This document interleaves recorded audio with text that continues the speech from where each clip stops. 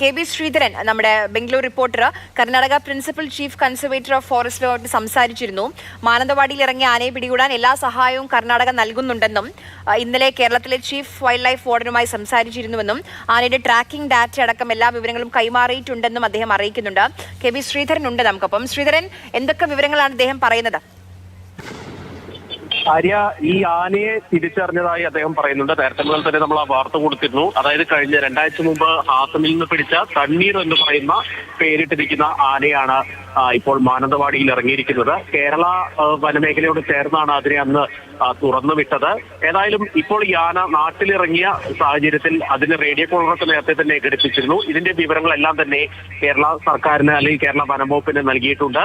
കർണാടക കേരള വനംവകുപ്പുകൾ തമ്മിൽ സംയുക്തമായി ഈ വിവരങ്ങളെല്ലാം പങ്കുവയ്ക്കുന്നുണ്ട്. പ്രത്യേക ടാസ്ക് ഫോഴ്സിനെ, കർണാടകയുടെ ടാസ്ക് ഫോഴ്സിനെ കൂടി ഇതിനു വേണ്ടി നിയോഗിച്ചിട്ടുണ്ട്. ഫീൽഡ് ഓഫീസറായിട്ടുള്ള രമേശ് കുമാറിനെ ഏകോപനത്തിനായി ചുമതലപ്പെടുത്തി.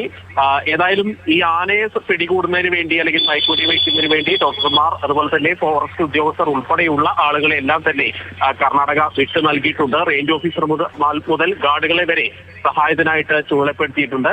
നിലവിൽ ആനയെ ഏതെങ്കിലും ഒരു കാട്ടിലേക്ക് മാറ്റുക എന്നുള്ളതാണ് ആദ്യം ചെയ്യാനുള്ളത്. ഇത് അപകടകാരിയായിട്ടുള്ള ആനയല്ല എന്നുകൂടി അദ്ദേഹം പറഞ്ഞു വെക്കുന്നുണ്ട്. ഏതായാലും ഈ ആനയെ പിടികൂടുന്നതിന് വേണ്ടിയുള്ള എല്ലാവിധ സൗകര്യവും സഹായവും കർണാടക വനംവകുപ്പ് ഉറപ്പു നൽകുന്നു എന്നാണ് സുഭാഷ് മാൽഖഡെ IFS പറയുന്നത്.